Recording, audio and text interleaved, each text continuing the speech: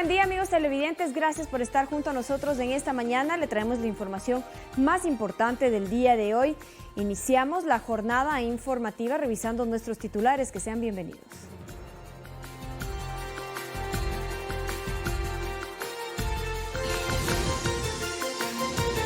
El Ministerio de Salud Pública informó que de Atlanta no se entregan los resultados de las pruebas del ciudadano chino que presenta un caso sospechoso de coronavirus. La Organización Mundial de la Salud y el Comité de Emergencias ante el aumento de casos de coronavirus indicó que la enfermedad supera la epidemia de SARS en el 2003. La Comisión de Educación de la Asamblea pide se declare en emergencia al sector educativo. Hay 1 millón de jóvenes que no acceden a las universidades. Hoy se conocerá si María Alejandra Vicuña, ex vicepresidenta de la República, es inocente o culpable del delito de concusión. El Reino Unido saldrá de la Unión Europea en la medianoche del 31 de enero al 1 de febrero. El Parlamento Europeo ratificó el acuerdo del Brexit.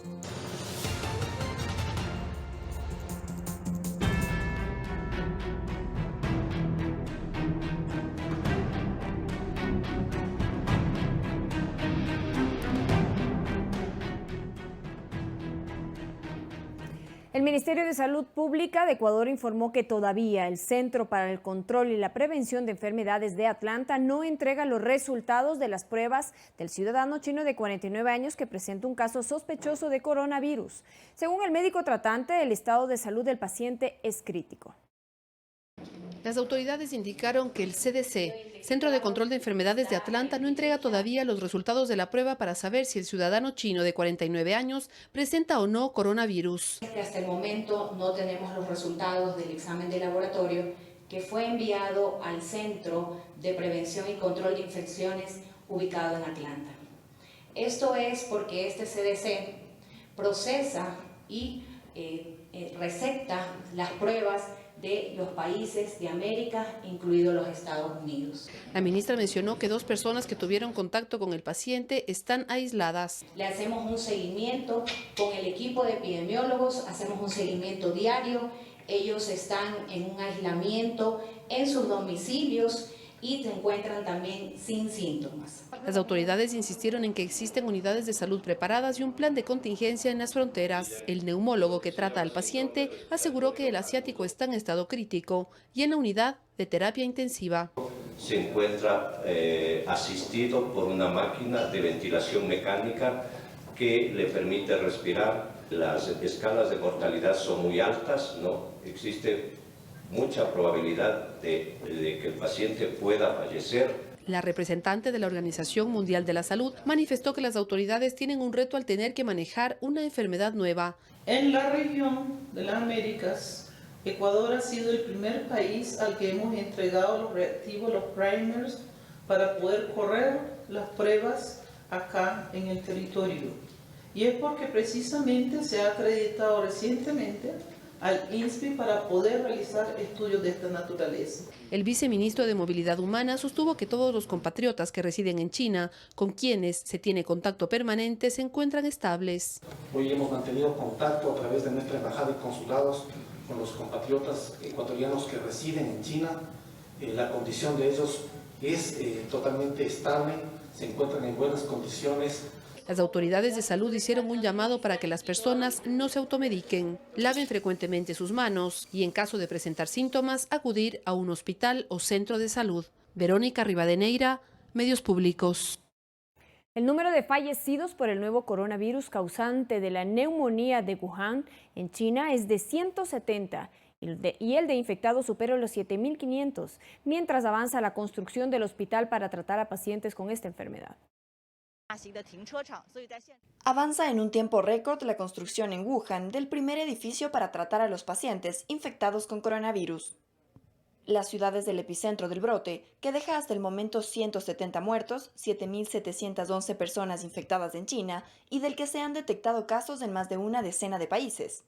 El hospital será una estructura prefabricada, ubicada en una parcela de 25.000 metros cuadrados, que tendrá capacidad para aproximadamente 1.000 pacientes y dispondrá de un centro de cuarentena.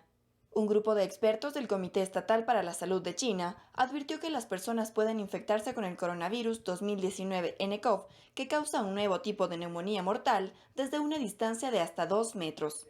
Según los últimos datos, en Estados Unidos se confirman 5 casos, en Canadá 1, en Japón el 7º y de último momento Emiratos Árabes Unidos confirmó 4 positivos por coronavirus. Mientras una mujer de 55 años y un hombre de 35 que habían vuelto de China fueron hospitalizados en Voronezh, Rusia, el pasado 28 de enero por la sospecha de contagio. Coralía Pérez, Medios Públicos.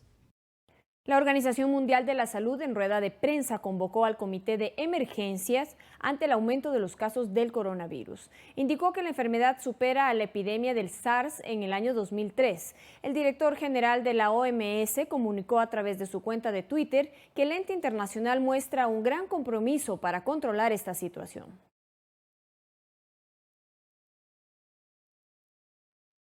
Y en Australia, científicos del Instituto Doherty lograron reproducir el coronavirus, también conocido como la neumonía de Wuhan. Esta es la primera vez que el virus se reproduce fuera de la China y presenta un gran avance para desarrollar la vacuna contra esta enfermedad. Este miércoles, científicos australianos anunciaron que lograron reproducir el virus de la llamada neumonía de Wuhan a partir de una muestra tomada de un paciente infectado. Esta es la primera vez que el virus se replica fuera de China, país que logró secuenciar rápidamente el genoma de este nuevo coronavirus y publicar los resultados, pero no compartir el virus con laboratorios en el resto del mundo para su estudio, cosa que Australia sí hará. Julian Drus, director del Laboratorio de Identificación del Virus, indicó que China compartió la secuencia del genoma de este nuevo coronavirus, que es útil para diagnosticar. Sin embargo, tener el virus real significa que tendrán la capacidad de validar y verificar todos los métodos de prueba y comparar sus sensibilidades y especificidades. Esta vez, la reproducción del genoma en el laboratorio del Instituto Doherty de Melbourne constituye un avance significativo para crear anticuerpos de prueba, con lo que será posible detectar el virus en pacientes incluso antes de que se desarrollen los síntomas de la enfermedad y agilitar el proceso de creación de una vacuna contra él. Hasta el momento, esta variación de coronavirus ha cobrado 132 vidas en China y ha infectado a más de 5.000 personas. Coralía Pérez, Medios Públicos. 11 aerolíneas suspendieron sus vuelos a China por el avance del coronavirus por el mundo, entre ellas British Airways y las operadoras asiáticas de bajo costo Lion Air y Seoul Air. Otras aerolíneas como Finnair, la hongkonesa Cathay Pacific y el de Singapore Jetstar Asia también suspendieron el número de vuelos al país asiático. Mientras en California aterrizó un avión con 200 estadounidenses evacuados desde China. El avión hizo escala en Alaska para una revisión médica de los pasajeros y reponer combustible. Y tras su llegada a este estado fueron examinados y aislados durante un tiempo.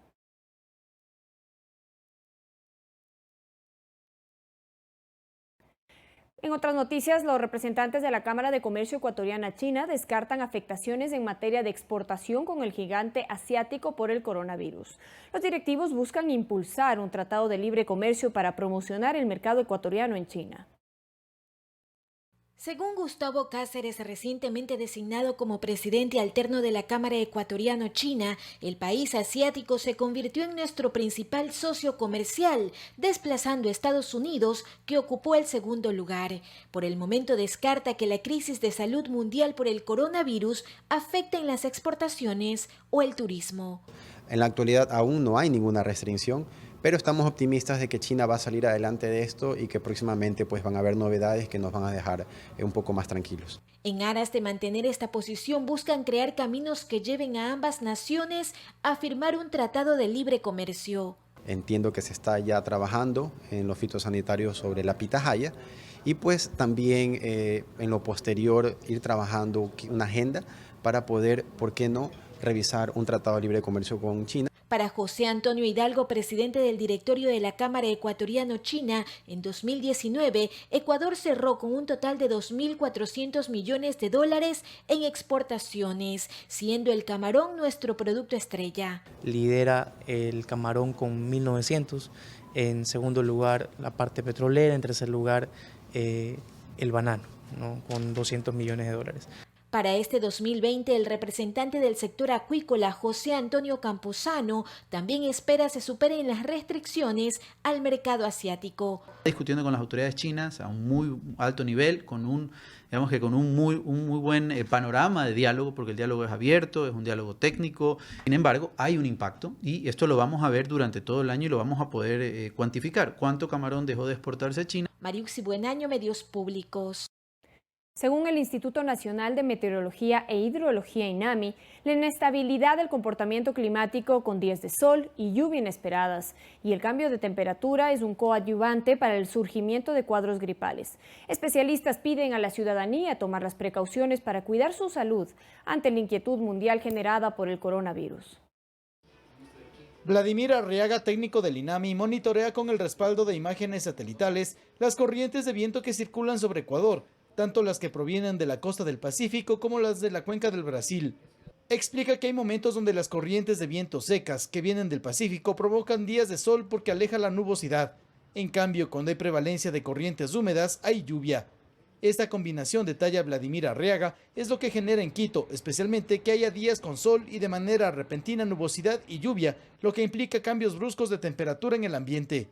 Una vez que se disipa la nubosidad, provoca que tengamos presencia de sol, pero esa misma presencia de sol provoca que nuevamente en horas de la tarde se generen nubes que provocan lluvias.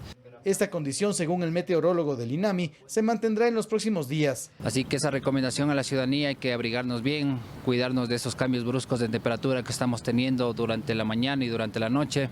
Cambios de temperatura que son coadyuvantes para el surgimiento de cuadros gripales. Marcelo Aguilar, epidemiólogo de la Universidad Central, explicó que una gripe normal o un cuadro de coronavirus tienen un proceso de expansión y dispersión muy rápida. Si bien todavía no existen casos de coronavirus en Ecuador, el experto acota que el contagio de cualquier enfermedad respiratoria pasa por el cuidado de la persona portadora. Personas que tienen síntomas de gripe, de resfrío común, de preferencia aislarse. No asistir al trabajo, no asistir a lugares colectivos, porque es un virus de altísima transmisibilidad. Una persona que está estornudando, que está tosiendo, está dispersando virus. Por ahora, lo mejor es prevenir y cuidarse, sobre todo por el comportamiento irregular del clima. Javier Ceballos, Medios Públicos.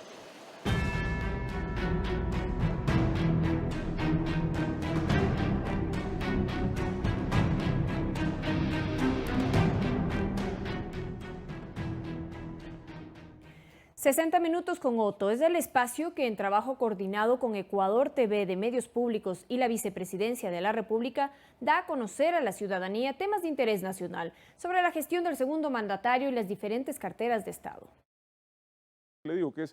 En el diálogo del vicepresidente de la República con periodistas ecuatorianas se desarrollaron varios temas. Beneficios de reapertura de escuelas comunitarias. Pero sobre todo para los niños pequeños del ciclo básico. La escuela cerca, en su comunidad, es una garantía de seguridad. Y nosotros lo que tenemos que hacer es mejorar ese nivel de educación. Apoyo a emprendimiento a través de la entrega de créditos. Ban Ecuador se ha convertido en una herramienta potente del emprendimiento. Le hemos abierto un poco el espectro, le hemos dado más facilidades para acceder y ya hemos entregado más de 2.600 millones de dólares, 500.000 beneficiarios que generan empleo. Acceso a educación superior. 8 nuevos institutos que son nuevos cupos, nuevas plazas y la repotenciación de otros 40 en el país para que tengan también más espacios. Finalmente, ahí vamos abriendo los espacios para la gente que no encuentra un espacio en la universidad pero que quiere formarse profesionalmente. Informe CIDH. Ahí no hay policías secuestrados, no hay mujeres policías amenazadas con violencia sexual, no hay ciudadanos que se quedaron sin agua, no hay sectores productivos destrozados. Eso no existe, no pasó. Canal de televisión quemado, no existe. No existe, eso no pasó. Entonces, perdón, quieren dialogar. El diálogo tiene dos bases, desde mi punto. El respeto y la verdad. Empecemos por la verdad. Fake news. Son contenidos pseudo periodísticos que tratan de apelar a tus prejuicios. Acciones ante el coronavirus. Entonces, el único elemento adicional de control que se ha reforzado es en el tema de carga que ingrese del país de China. En algún caso se están viendo controles adicionales, pero sobre todo en aeropuertos. Freight Logistic. Vamos a presentar este Ecuador sostenible con productos de calidad al mundo, en Berlín la próxima semana. Y esos eventos voy a seguir participando porque tenemos que darle ese peso, insisto, a los sectores que sostienen la economía del país.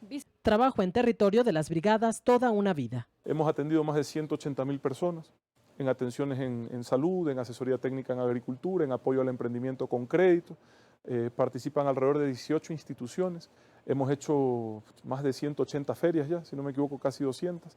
Estamos también haciendo las ferias de la mata a la mesa. Guadalupe Ayoví, Medios Públicos. 6:15 de la mañana. Empleadores de la Cámara de Industrias de Guayaquil recibieron capacitaciones sobre obligaciones patronales. El Ministerio de Trabajo lideró estas charlas. El Ministerio del Trabajo realizó capacitaciones a los integrantes de la Cámara de Industrias de Guayaquil sobre cuáles son las obligaciones patronales que deben cumplir con sus trabajadores. Punto que para Sebastián Romero, director regional de Trabajo, es muy importante. Hay muchas veces que no es que no se quiere cumplir con algo, sino que existe a lo mejor desconocimiento, hay mucha rotación también de personal en los departamentos, por ejemplo, de talento humano, y la idea es justamente que ellos tengan una charla directa con los funcionarios del Ministerio de Trabajo para que puedan conocer, para que les podamos socializar en qué es lo que estamos trabajando, cuáles son las mejoras que proponemos. Durante la cita también se escucharon las propuestas por parte de los empleadores y así atenderlas en base a los proyectos que emprende el Ministerio del Ramo. La red Socioempleo, el proyecto Mi Primer Empleo, el proyecto de empleo joven, el proyecto de erradicación del trabajo infantil. Los empleadores de la Cámara de Industrias de Guayaquil vieron con buenos ojos el acercamiento de esta cartera de Estado. Siempre debe haber la afinidad entre empleador y el organismo regulador, en este caso el Ministerio de Trabajo, porque la finalidad de todo empleador es cumplir con las normas, con las leyes. Porque a veces tenemos muchas dudas que no han sido resueltas y que sí tienen mucho valor para nosotros para hacer las cosas bien. Ya son 3 las capacitaciones brindadas en Guayaquil y se continuará impartiendo ahora en el sector artesanal. Luis Alfredo Zúñiga, Medios Públicos. Con la emisión del Bono Social Soberano de Vivienda, el gobierno obtuvo recursos económicos para entregar créditos hipotecarios a bajo interés para la población con menores ingresos. La meta es que a corto plazo este segmento de la población acceda a una casa propia. El Bono Social Soberano para Vivienda es una operación de financiamiento que propicia la entrega de créditos para la adquisición de vivienda con una tasa de interés del 4,99% y con un monto de entrada menor a lo que exige el mercado y el sistema financiero tradicional. Para este nicho hay 2 segmentos de vivienda, la de interés social con casas que tienen un valor de hasta $71,000 y las de interés público con inmuebles valorados desde los $71,000 hasta los $91,300. Henry Yandún, representante del colectivo Constructores Positivos, ejemplifica los costos de viviendas bajo esta metodología. La vivienda, por ejemplo, de $70,000, antes tenía que tener una cuota de entrada de $21,000, ahora tiene que tener apenas $3,500 y el pago es de $388 mensuales, la cuota mensual. Es equivalente al esto es a 25 años. Las viviendas de $90,000, que ya son viviendas muy bonitas, antes la entrada tenía que ser de $27,000, que es mucho dinero. Claro. Ahora es apenas $4,500 y la cuota es de $499. Caridad Vela, especialista en la promoción inmobiliaria, destaca que el proceso de concesión de crédito bajo esta modalidad tiene menos trabas. Con muchísima más agilidad, es un proceso que se ha facilitado y se ha simplificado, sobre todo escuchando las necesidades de la empresa privada. El ministro de Economía, Richard Martínez, informó que el gobierno ejecutará a corto plazo la concesión de crédito hipotecario para el segmento de la población de menores ingresos mensuales. La meta es apuntalar la venta de viviendas cuya valoración se encuentre entre los $23,000 a $40,000. En esencia, personas de ingresos bajos, ingresos de personas que tienen dificultad para acceder justamente al crédito en otras condiciones que son las habituales en tasa de interés y entrada. El gobierno estima colocar para créditos de vivienda $1,350 millones para beneficio directo de 30,000 familias ecuatorianas. Javier Ceballos, Medios Públicos.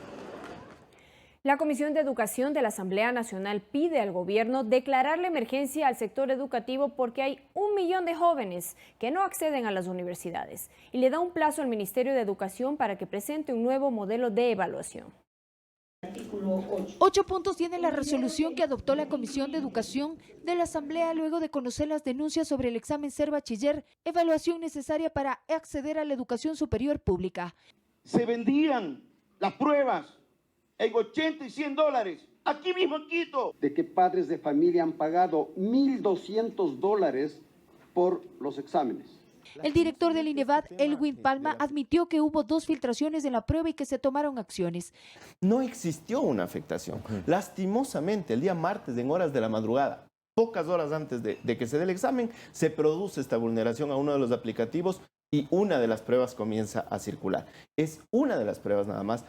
Palma precisó que se ha identificado dónde ocurrió esto y que se adoptan las medidas administrativas. A diferencia de lo que ha venido pasando, donde dice autor desconocido, esta vez tenemos cercado dónde ocurrió y cuál fue el aplicativo que fue vulnerado. Pero precisó que no es la primera vez que ocurre esto, que incluso hay casos en la Fiscalía. Los documentos formalizados de la Contraloría General del Estado, la queja del Consejo de la Judicatura, porque hemos estado permanentemente insistiendo a la Fiscalía que nos ayude con esos procesos. Los legisladores insistieron en que deben existir reformas. No podemos eliminarla. La evaluación es una cosa de valoración de todos los procesos. Y fue la presidenta de la Federación de Estudiantes, Scarlett Tamayo, quien hizo un diagnóstico de la prueba Ser Bachiller. Puntualizó que no puede ser para todos. Porque tú no puedes evaluar a un estudiante de un bachillerato general unificado igual que un bachillerato técnico. Propuso que la evaluación sea por áreas del conocimiento. Esto quiere decir que se vaya basado a todas las carreras que existen. Luego de varias horas de debate y análisis, la comisión emitió el documento en el que pide al gobierno la declaratoria de emergencia nacional al sector educativo, considerando que más de 1 millón de jóvenes no han accedido a las universidades públicas y le da un plazo de 45 días para que el INEVAL, en coordinación con el Ministerio de Educación y la Secretaría de Educación Superior, elaboren una propuesta técnica con un nuevo modelo de evaluación. Valeria Villarroel, Medios Públicos. El vicepresidente de la República, Otto Sonnenholzner, publicó en su cuenta Twitter lo siguiente: 1000 disculpas a la querida provincia de Morona, Santiago, por un desperfecto durante el vuelo desde Santa Rosa hacia Macas. No logramos asistir a las actividades previstas. No hubo emergencia alguna, el inconveniente fue manejado profesionalmente por la tripulación del avión.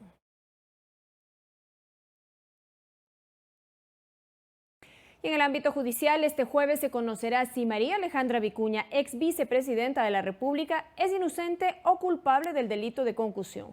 La Fiscalía la acusó por presuntamente exigir contribuciones a sus colaboradores mientras fue asambleísta. Conozcamos más a detalle de este caso. El caso inició el 29 de noviembre de 2018, fecha en que la Fiscalía General del Estado abrió una investigación previa a María Alejandra Vicuña por supuestos cobros ilegales a sus colaboradores cuando fue legisladora. Dejó una vicepresidencia. 5 días después renunció a su cargo como vicepresidenta de la República. En enero de 2019 se le formuló cargos por el delito de concusión, diligencia en la que se le dispuso la prohibición de salir del país y se le ordenó presentarse periódicamente ante una autoridad competente, medidas cautelares que cumple hasta la actualidad. En mayo de ese año, el juez Iván Saquicela dictó el auto de llamamiento a juicio y 7 meses después, el pasado 6 de enero, se desarrolló la audiencia de juzgamiento, etapa en la que Fiscalía la acusó como autora directa del delito de concusión.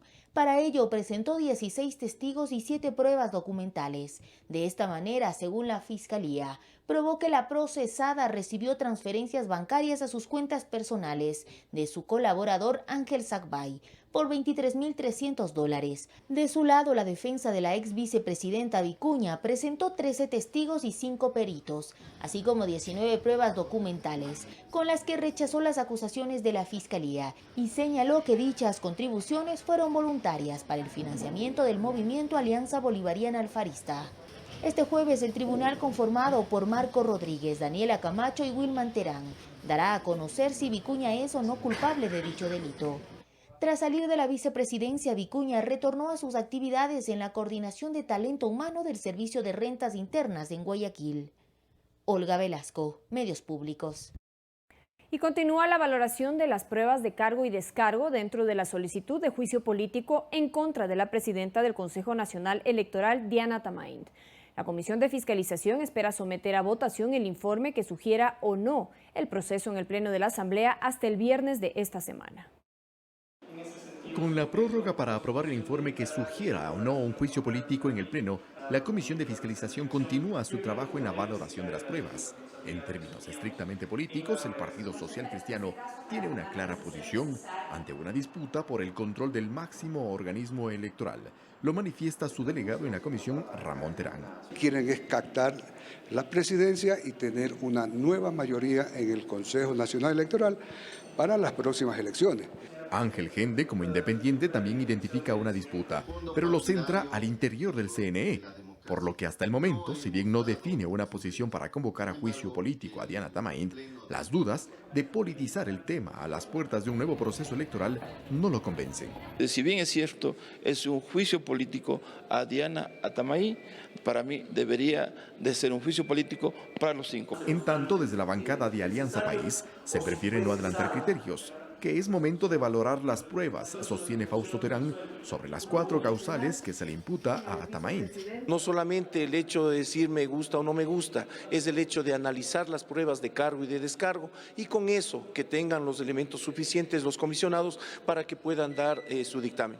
Pero creo, la bancada que impulsa la sanción política cree que las irregularidades en el proceso electoral en Los Ríos, los problemas informáticos en esos comicios, las cuestionadas actuaciones del exfuncionario Luis Loyo y la falta de diligencia en atender al colectivo Yas Unidos para impulsar una consulta popular son determinantes para llevar el caso al Pleno. Lo comenta Luis Pachala. Se puede recomendar por las 4 o parcialmente, pero basta que existan, en este caso, el 50-75% ya es una causal para que pase al Pleno. Lo cierto es que la cuenta regresiva y el plazo se ajustan. Lo explica la presidenta de la comisión, Joana Cedeño.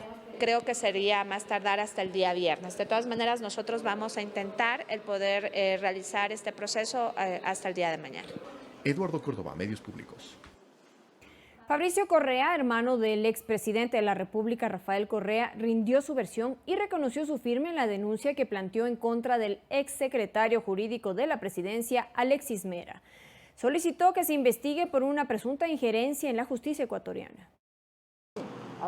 Acompañado de su abogado, Fabricio Correa llegó a la Fiscalía General del Estado en Quito, donde reconoció la firma de la denuncia que planteó en contra de Alexis Mera, exsecretario jurídico en el gobierno de Rafael Correa. Esta denuncia que he hecho contra Alexis Mera por cohecho, tráfico de influencias y asociación ilícita, no solo me ayuda a mí, esto abre una brecha para todos los perseguidos por la Revolución Ciudadana. El hermano del exmandatario además rindió su versión, la misma que duró 1 hora.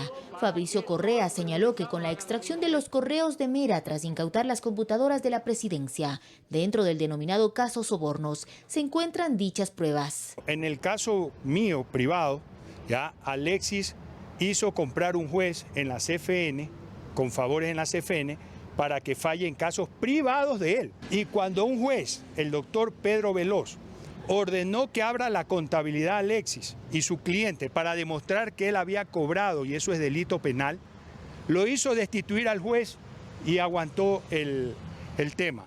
Alexis Mera también es procesado en el caso Sobornos y actualmente mantiene arresto domiciliario. Solicitamos su reacción ante la denuncia y mediante WhatsApp esto respondió.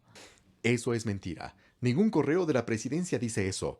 Él me odia porque me acusa de haber terminado los contratos que hizo en el gobierno de su hermano a través de compañías relacionadas, conforme la justicia determinó. Dentro de la información que Correa presentó en la Fiscalía, estarían los mails que intercambiaba Mera para ejercer supuesta presión en la justicia. Funcionarios de la presidencia, de su estudio jurídico, abogados externos, en los que da instrucciones para que operen sobre los jueces, sobre la CFN y todo. Al consultar con Mera sobre uno de esos documentos, entregados por Fabricio Correa también a los medios de comunicación, indicó: Es absolutamente falso, forjado por algún odiador. Finalmente, Fabricio Correa dio a conocer que no rendirá su testimonio en el caso Sobornos 2012-2016, dentro del juicio que inicia el viernes. Olga Velasco, Medios Públicos. A esta hora de la mañana debemos irnos a una pausa. Al regresar tendremos los detalles del caso de Paola Guzmán, que fue acogido por la Corte Interamericana de Derechos Humanos. No se pierda los detalles. También lo invitamos a mantenerse informado a través de nuestras cuentas. Nos encuentra en Facebook como Telediario-EC, también en Twitter como Telediario EC y nuestra página web www.ecuadortv.c. Regresamos enseguida con más información.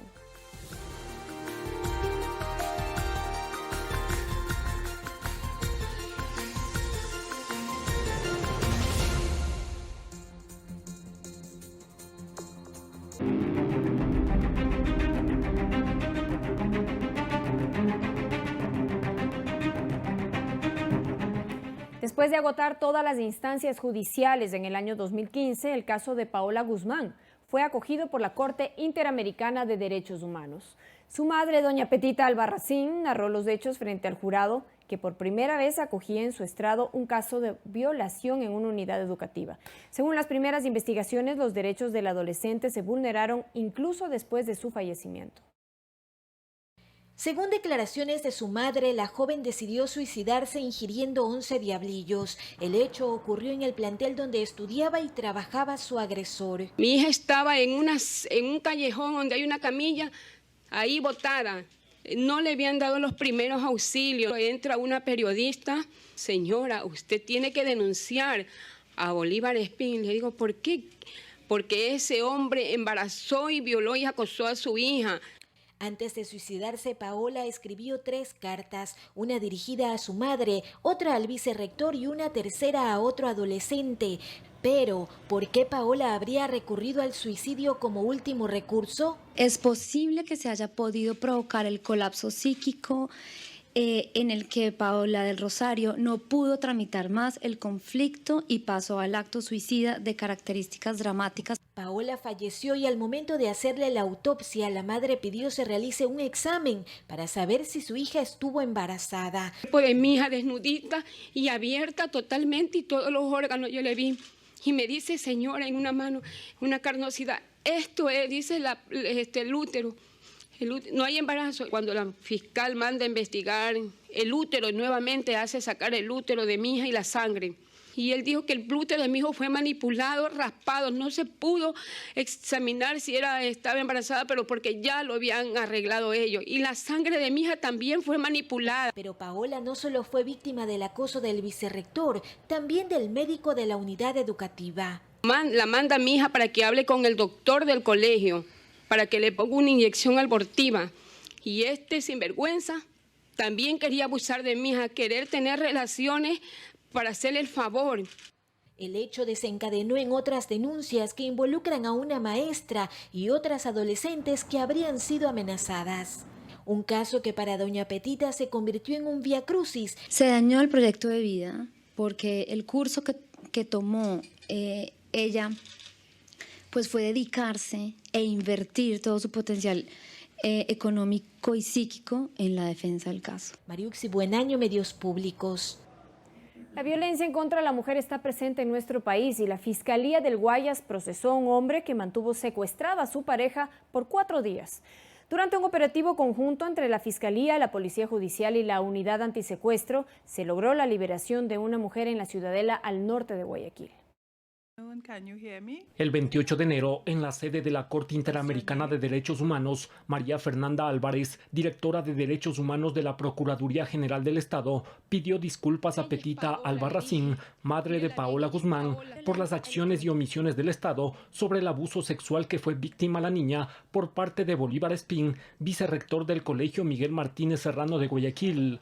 El tema judicial se resolverá en los próximos meses. La Corte recibe los alegatos finales y en un tiempo, yo creo que esto será en unos 3 o 4 meses, emitirá su resolución con la responsabilidad estatal eventualmente o no. Pero como se ve el caso y como se presentó ayer durante la audiencia, lo más seguro es que la Corte se pronuncie en contra del Estado ecuatoriano emitiendo una serie de responsabilidades. Según el penalista Miguel Angulo, en este caso existe responsabilidad por parte de funcionarios del anterior gobierno por no investigar y sancionar a los responsables del abuso sexual del cual fue víctima Paola Guzmán, quien se suicidó en 2002. Esto pasó desapercibido por el anterior gobierno y hay que decirlo con todas sus letras, no se estableció unas medidas de prevención. Según registros del Ministerio de Educación, entre 2014 y 2019, en el país se registraron 7.977 denuncias por presuntos delitos sexuales. De estos, el 37.7% habrían sido cometidos por miembros de la comunidad educativa. Fueron dados entre el 2013, 2014, 2015. Entonces, hablaríamos que esa clase de delitos en los cuales podría haber una corresponsabilidad, ¿sí?, no estarían prescritos a la fecha. Incluso por los casos de abuso sexual registrados en el sistema educativo, en octubre de 2017, 49 legisladores presentaron en la Asamblea Nacional un pedido de juicio político contra el exministro de Educación, Augusto Espinosa, que no se llegó a concretar. En este caso podría establecerse ya acciones de carácter público en las cuales se pueda determinar tanto la responsabilidad administrativa como la responsabilidad penal. Puede ser contra Augusto Espinosa si se llega a comprobar que él tuvo conocimiento de las denuncias de abuso sexual y se puede constatar que él no atendió de adecuada manera esta clase de denuncias. Santiago Tello, Medios Públicos.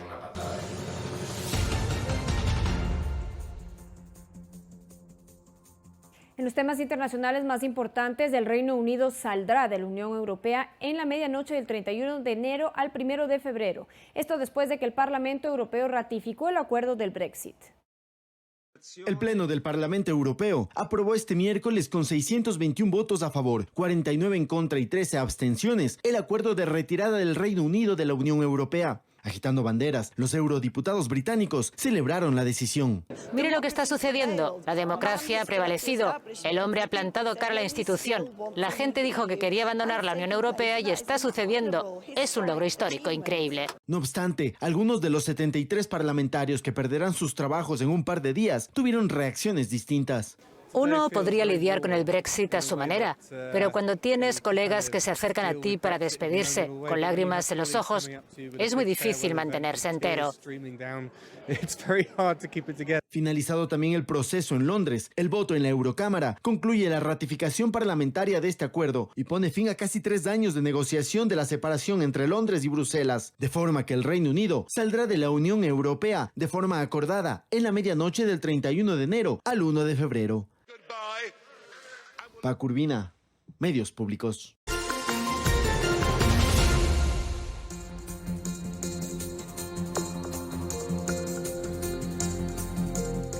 Retornamos con la información en Telediario Primera Emisión. Gracias por seguir junto a nosotros y le contamos que la Fiscalía del Guayas procesó a un hombre que mantuvo secuestrado a su expareja por 4 días. Durante un operativo conjunto entre la Fiscalía, Policía Judicial y la Unidad Antisecuestro, se logró la liberación de la mujer en una ciudadela al norte de Guayaquil. Un juez de garantías penales dictó prisión preventiva contra Ángel Israel R.S. por el delito de secuestro extorsivo, luego de haber secuestrado, golpeado y violado a su ex conviviente por 4 días en la ciudadela Urdenor, al norte de Guayaquil. Encontramos a la víctima golpeada. Según ella, indica también que la se va a poner corriente. Ha estado en contra de su voluntad desde el día sábado pasado. Esto viene pues viajando desde Salinas. El procedimiento pues está haciendo las investigaciones pertinentes del caso. Según Edgar Hernández, fiscal de turno a cargo del operativo, agentes de la Fiscalía, Policía Judicial y la Unidad Antisecuestros y Extorsión UNACE irrumpieron en la vivienda tras recibir la denuncia de una amiga de la joven, quien se habría logrado comunicar con ella por medio de un mensaje de texto. Durante la audiencia de flagrancia, la Fiscalía solicitó la prisión preventiva para el procesado, con base en los elementos de convicción, como la versión de la víctima, la denuncia presentada por sus familiares, el parte de aprehensión de los agentes y exámenes médicos y ginecológicos practicados a la víctima, por lo que el acusado podría enfrentar de 10 a 13 años de prisión. A mí se me hace raro porque yo soy amigo de ella, de Camila. ¿ya? Ella sale y entra cuando le da la gana, ella sale en los carros, va y viene, hace compras.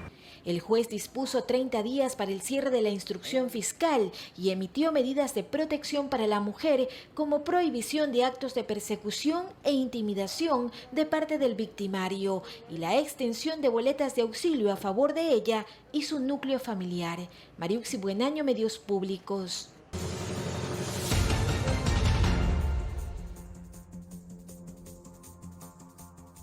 En el ámbito internacional, en Argentina, la Cámara Baja aprobó la reestructuración de la deuda pública. Con ello, el gobierno de Alberto Fernández recibió el aval político de la Cámara de Diputados y así reformar una deuda externa de cerca de 100.000 millones que sostiene. La iniciativa obtuvo 224 votos a favor, 2 en contra y 1 abstención. La próxima semana se debatirá en el Senado. Y autoridades estadounidenses anunciaron el descubrimiento del túnel de contrabando más largo que se haya encontrado en la frontera sureste, que recorre un poco más de 1 kilómetro desde Tijuana hasta San Diego. La Oficina de Aduana y Protección Fronteriza de Estados Unidos informó que el narcotúnel se extiende por un total de 1.3 kilómetros.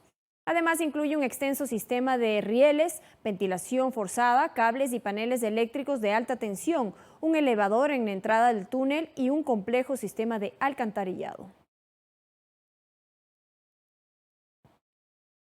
En otros temas internacionales, un telescopio solar de la National Science Foundation estadounidense captó las imágenes más detalladas de la superficie del Sol. Las increíbles fotografías y videos muestran que el Sol está compuesto de celdas en constante movimiento. La agencia publicó también videos de la evolución de estas celdas. Aparte de la belleza de las imágenes, el telescopio de 4 metros de largo permitirá entender de mejor manera la actividad solar, la llamada meteorología del Sol y las erupciones magnéticas que tienen importantes impactos en la navegación, el tráfico aéreo, los satélites y las redes eléctricas y de comunicación.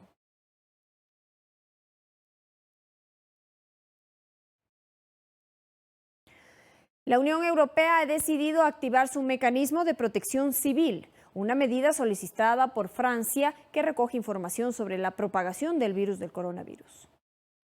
El número de muertos por el coronavirus hasta el momento es de 170 en China y el saldo total de personas infectadas asciende a 7.700.